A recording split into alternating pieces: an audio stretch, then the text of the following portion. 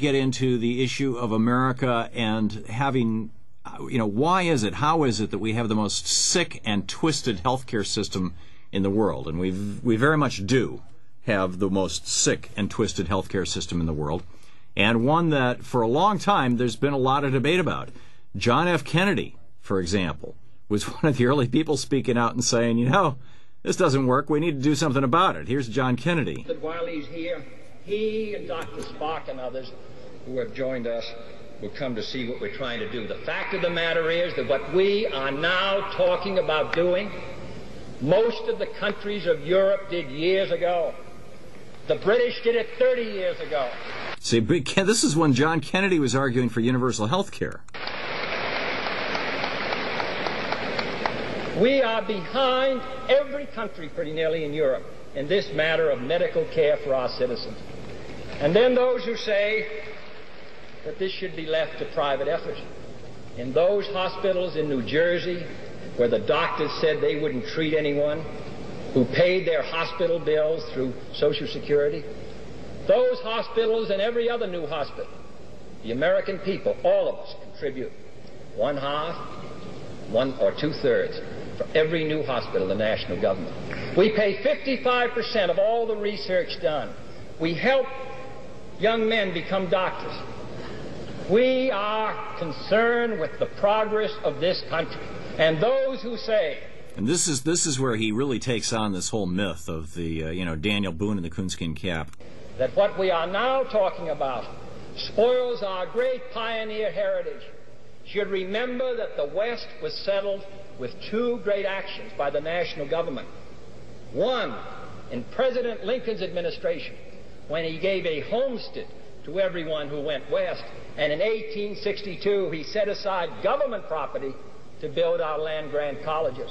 This cooperation between an alert and progressive citizenry and a progressive government is what has made this country great, and we shall continue as long as we have the opportunity to do so. So there you have the essence of how historically, going back, he goes back to the Lincoln administration, how historically America has functioned as a consequence of a close relationship between a progressive government and a progressive populace. Certainly there have been times when we went backwards. We went backwards during the McKinley administration. Teddy Roosevelt pushed it forward. We went backwards during the Coolidge and Harding and Hoover administrations. Franklin Roosevelt brought us back. And even Republicans like Eisenhower brought us back. Eisenhower said, openly, well, not openly, but he said to his brother, David, was it David? In any case, he said to his brother, David was his son, he said to his brother that he said there's a small group of cranks down in Texas who think we should do away with Social Security. They're crazy. They're crazy, and their numbers are small. And if they ever get control of the Republican Party, they'll destroy it. He was right, and they have control of the Republican Party. We have now a cult in the Republican Party. There is no other way to describe it than as a cult. And the most recent evidence of this is what happened with Van Jones.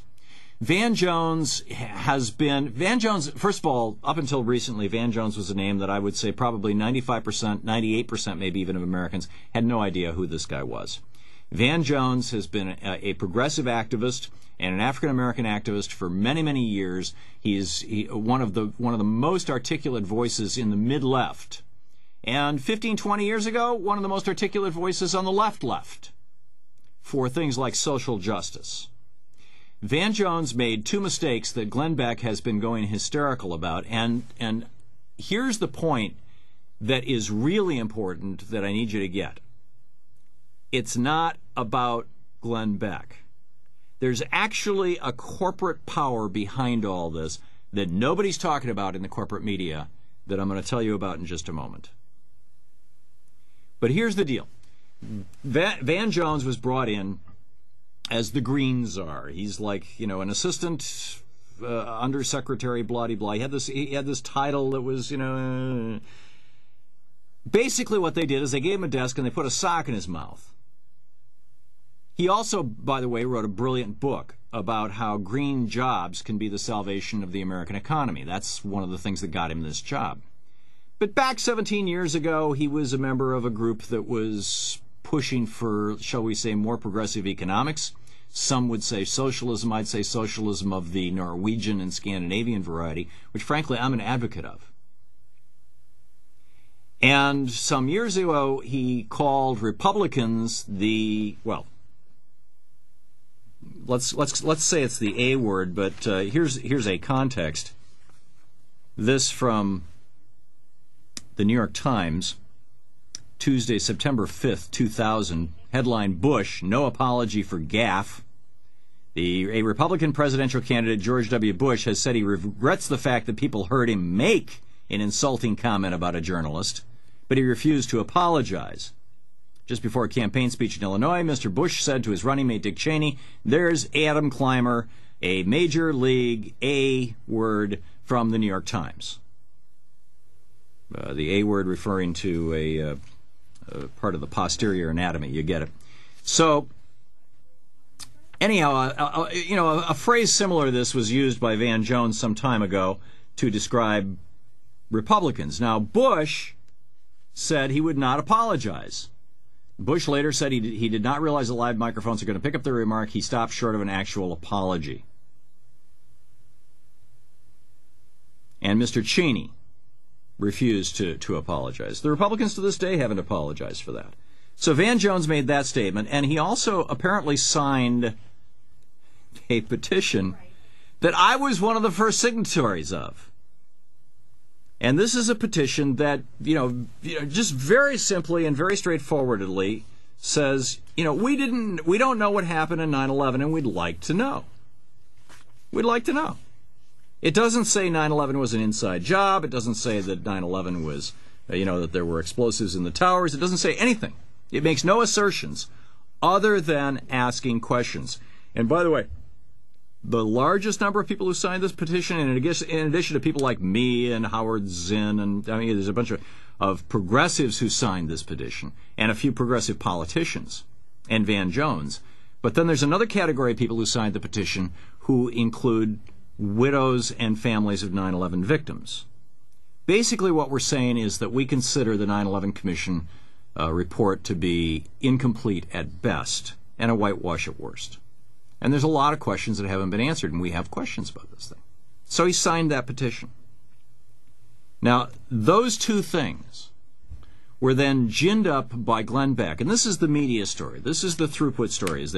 Glenn Beck went nuts on this thing for day after day after day after day after day, and apparently because Van Jones was one of the founders of Color of Change, which is an African-American group, activist group that is trying to bring African-Americans into the American business mainstream and advocate for African-American causes, and Color of Change has started a campaign against Glenn Beck because he said that President Obama has a deep-seated hatred of white people, and they've lost him a bunch of sponsors. But here's the real story. The real story is that it was a corporate shill, a corporate flack, who first took off on Van Jones. Glenn Beck just jumped on the bandwagon.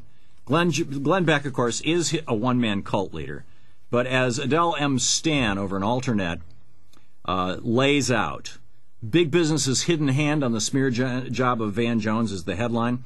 It was actually Americans for Prosperity, a fellow by the name of Phil Kerpen, the group's policy director. In fact, he has publicly bragged that he's the one who took responsibility for this. Americans for Prosperity, and then of course, Glenn Beck with his 9/12 project got a hold of it. Americans for Prosperity is an AstroTurf group, and behind them, what is all this about? Behind them is the oil money of David Koch, who serves as chairman of the board of Americans for Prosperity Foundation. In other words, it's big oil. Now, why would Big Oil want to take down Van Jones? Because Van Jones, the green job czar, was probably going to be one of the main point men in cap and trade. What this all gets to be about is cap and trade, ultimately. What this all gets to be about, ultimately, is the conning of America. Coming up next, David Kahn, a conservative who's going to tell us that Obama is a cult leader. Hey, what?